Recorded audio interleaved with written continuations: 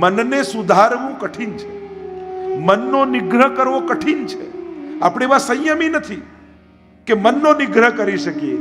આપણે એટલું કરી શકીએ કે એ પલને ટાળી દઈએ, એ ઘડીને ટાળી દઈએ, એ ક્ષણને ટાળી દઈએ, તોય બચી જવાય. ગોપીઓ કહે, જે ક્ષણની પ્રતીક્ષા કરતા હતા, પ્રભુ ક્યાં જતા રહ્યા? વર્ષોથી જે પ્રતીક્ષા કરી કે મહારાષ્ટ્રમાં પ્રભુ સ્વ આનંદનું દાન કરશે, અને પ્રભુ જતા રહ્યા. વનમાં ચારે બાજુ ગોપીઓ શોધી રહી છે.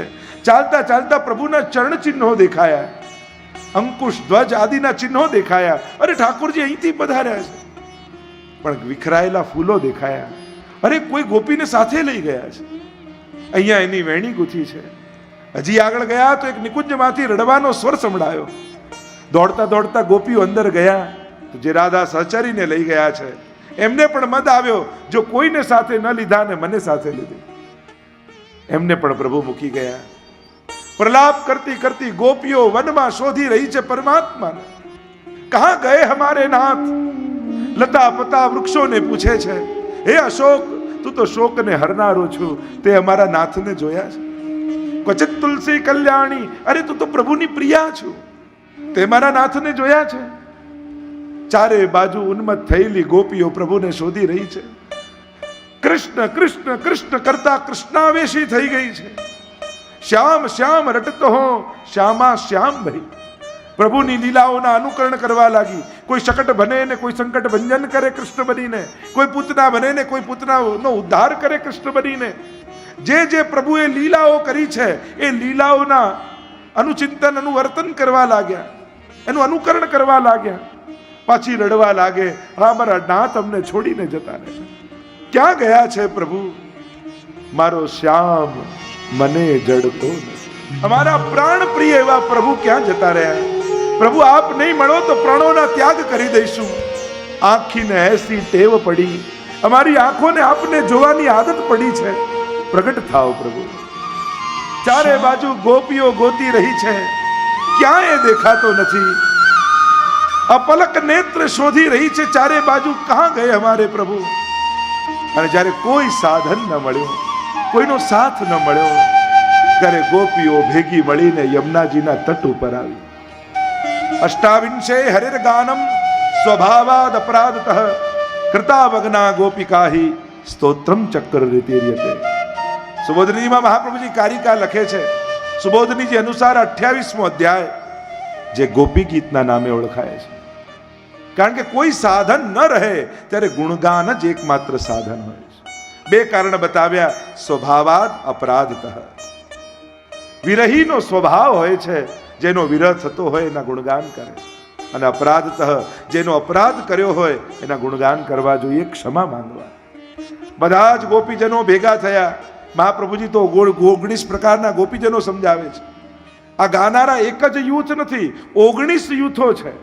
એટલે પુનરુક્તિનો દોષ ગોપી ગીતમાં નથી, જો એક જ વાત પુનઃ આવે તો. અને ત્યારે ગોપીઓ ભેગી મળી यमुनाजीના કિનારે. आइए हम भी गोपियों के स्वर में स्वर मिलाएं और प्रभु को पुकार कर. गोपियां कहने लगी, जयति ते अधिकम जन्मना व्रज. પ્રભુ આપના પ્રાગટ્યથી વ્રજ અધિક શોભાને પામ્યું છે. વૈકુંઠાદ અધિકમ. મહાપ્રભુજી આજ્ઞા કરે છે સુબોધનીજીમાં, મંગલાર્થો અત્ર જય શબ્દ. જયતી કઈ ગમે ક્રિયાપદ છે ને, એનાથી શરૂ ન થાય. પણ ગોપીજનોએ મંગલાચરણ કર્યું જય શબ્દ કહીને. તમે પણ સવારે ઉઠી એકબીજાને જય શ્રી કૃષ્ણ કરો ને, એ તમારા દિવસનું મંગલાચરણ કહેવાય. બે કારણથી કર્યું. એક તો ગાવામાં કોઈ વિઘ્ન ના આવે, અને ગાયને જે પામવું છે પામવામાં કોઈ વિઘ્ન ના આવે. જયતિ તે અધિકમ વૈકુંઠાદ અધિકમ. વૈકુંઠ કરતા પણ વ્રજ અધિક શોભાને પામે. મોટા મોટા દેવતાઓ, ઋષિઓ, મુનિઓ હવે વૈકુંઠ વાસ નથી ઈચ્છતા, હવે વ્રજવાસ ઈચ્છે છે. અહો વિધના તોપે અચરા પસાર માંગુ, જન્મો જન્મ દીજે યાહી બ્રજ બસવો. અહિર કી જાત સમીપ નંદ ઘર, ઘરી ઘરી ઘનશ્યામ હેર હે રસો. હે વિધિ, હે વિધાતા, અમારા ભાગ્યના તું લેખ લખતો હોય તો બીજે ક્યાંય ન લખતો. નંદાલયની બાજુમાં ઘર આપજે, અહિરની જાત આપજે. પ્રભુની એ વ્રજ લીલાના અમે દર્શન કરી શકીએ. મોટા મોટા દેવતાઓ પણ જુઓ ને, જુદા જુદા રૂપ ધારણ કરીને વ્રજમાં આવ્યા. એ બ્રહ્માજીને બ્રહ્મલોકમાં અધરામૃત મળતું નથી, એ મેળવવા માછલું બનીને વ્રજમાં આવે છે. જો દધી બ્રહ્માદિક કો દુર્લભ, સો ગ્વાલીન બાટ દઈ, આજ દધી કંચન મોલ ભઈ. જે બ્રહ્માદિક ને દુર્લભ છે એ ગુવાળિયાઓને ભગવાન વાટે છે. એવું આ વ્રજ મંડળ છે. મહાદેવજી ગોપેશ્વર મહાદેવ બની, ગોપી બની અને રાસનો અનુભવ કરવા આવે છે. આ મોટા મોટા દેવતાઓ તૃણ, અંકુર, લતા, પતા, વૃક્ષો બની પ્રભુની લીલાના સુખ લેવા માટે આવ્યા છે. મોટા મોટા મુનિઓ, ઋષિઓ વ્રજવાસ કરે છે. એવી વ્રજની મહત્તા છે. એટલે બ્રહ્માજીને એકવાર થયું કે વ્રજ ભારે કે વૈકુંઠ, મોટું કોણ? મોટું તરાજુ લીધું, એક પલડામાં વૈકુંઠ રાખ્યું, એક પલડામાં વ્રજ રાખ્યું. હલકું હતું એ ઉપર જતું રહ્યું, ભારે હતું એ નીચે રહી ગયું. જયતિ તે અધિકમ જન્મના વ્રજ. પણ આપ પ્રગટ્યા ને એટલા માટે, આપના પ્રાગટ્યને કારણે વ્રજની શોભા છે. વ્રજવાલુ રે વૈકુંઠ નહીં આવું, ત્યાં નંદકુંવર ક્યાંથી લાવું? લલિત જોઈએ લલિત ત્રિભંગી મારે ગિરધારી, અને સંગ જોઈએ શ્રી રાધા પ્યારી. પ્રભુ કહેવા લાગ્યા વ્રજવાસીઓને કે એકવાર તો વૈકુંઠ જોઈ તો જાઓ, પછી ના કહેજો, જોયા વગર ના પાડો છો. વ્રજજન વૈકુંઠ સુખ જોઈ વળ્યા, ન ગમ્યું ત્યારે બ્રહ્માનંદમાં ભળ્યા. અરે ઘેર સ્વરૂપાનંદ સુખ અતિશય ગળ્યા, વ્રજવાલુ રે વૈકુંઠ નહીં આવું. વ્રજભક્તો કહે સૌથી પહેલો વાંધો વૈકુંઠમાં અમને એ પડે કે આપની બાજુમાં સિંહાસનમાં લક્ષ્મીજી બેઠા હોય. કારણ કે અમારા માટે જો રાધાજી આપની જોડે નથી તો રાધે કૃષ્ણ રાધે કૃષ્ણ રાધે કૃષ્ણ, और राधा निकाल दो तो आधे कृष्ण आधे कृष्ण आधे कृष्ण. हमारे मन तो राधा के बिना श्याम भी याद आए. प्रभु અમને વૈકુંઠમાં આનંદ ના આવે, કારણ કે વ્રજમાં જે સુખ છે વૈકુંઠમાં ક્યાં છે? પ્રભુ આ વૈકુંઠમાં ક્યારે નંદ મહોત્સવ થાય છે? પ્રભુ કે આ બધું ત્યાં ના થાય, ત્યાં તો અજન્મા છું, અમર છું. અચ્છા, ત્યાં હિંડોળા ઝૂલો છો, એ બધું અહીંયા ના થાય. અચ્છા, અહીંયા હોરી ખેલ રમો છો, એ બધું અહીંયા ના થાય. બધામાં ના ના ના. તો વ્રજભક્તો કે અમારી આવવાની ના. કારણ કે જે આનંદ અહીંયા વ્રજમાં લઈએ એમાંથી એકે આનંદ વૈકુંઠમાં નથી. અમને નારાયણ નથી જોઈતો, અમને તો વ્રજેશ જોઈએ છે.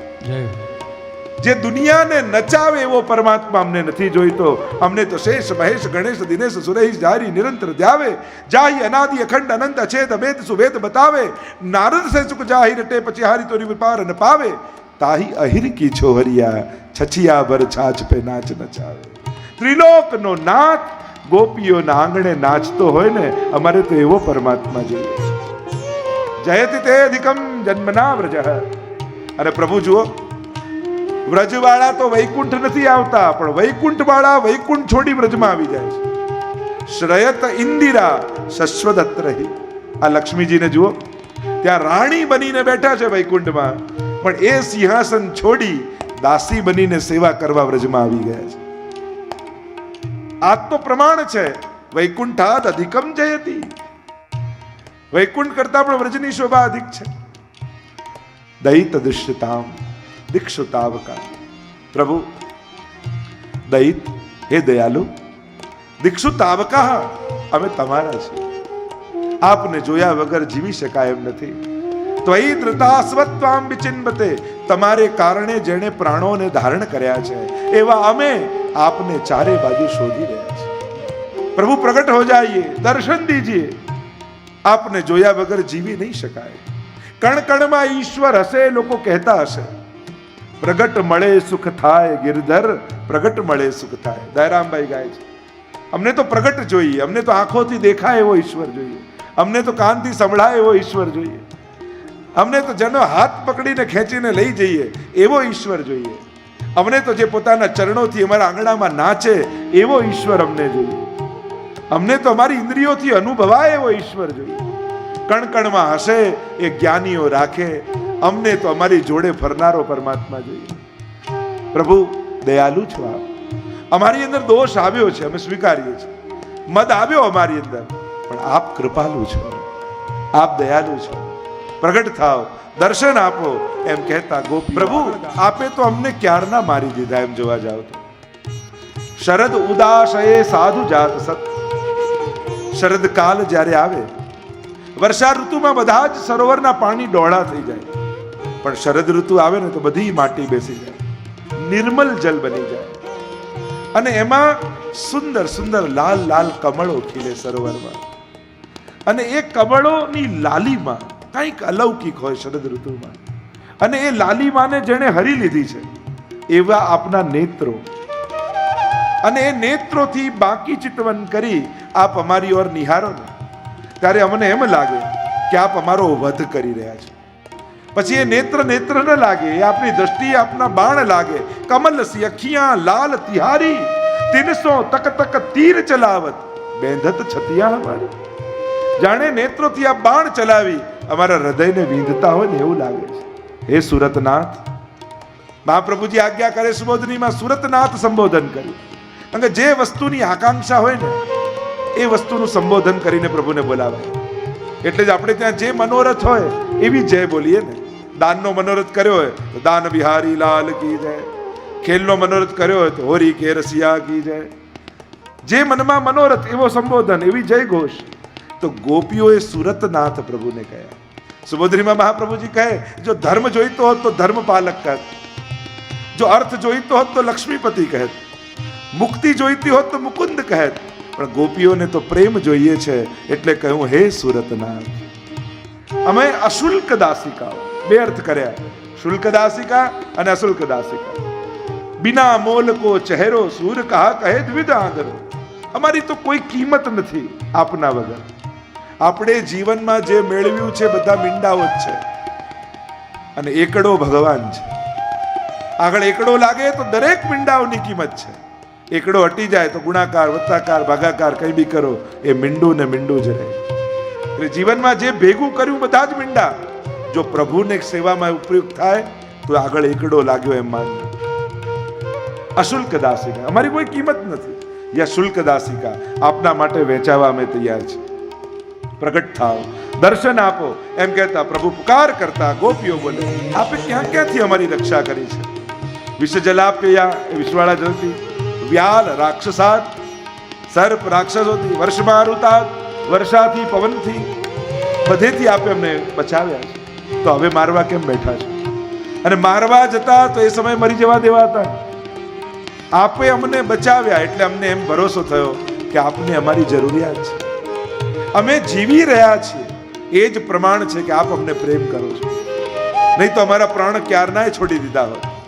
પ્રભુ પ્રગટ થાઓ, દર્શન આપો. ગોપીઓ એક એક વસ્તુની આકાંક્ષા કરે છે. કૃપા કરવાના 4 માધ્યમ પ્રભુ પાસે છે.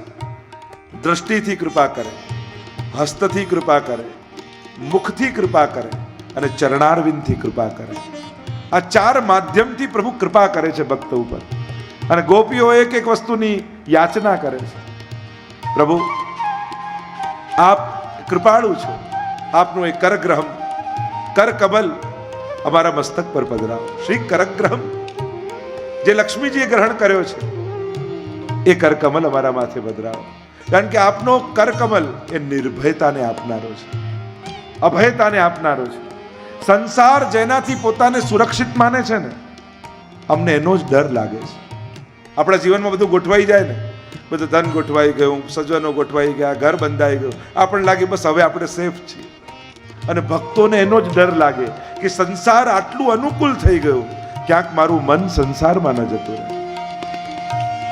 જેમ કોઈ કન્યા 12મું પાસ કરીને કોલેજમાં જતી હોય પહેલી વાર, ત્યારે પહેલો દિવસ કોલેજનો હોય એટલે એમ કે પપ્પા તમે મૂકવા આવો ને, મમ્મી તમે મૂકવા આવો ને, બહેનપણીઓને કે આપણે બધા ભેગા જઈશું.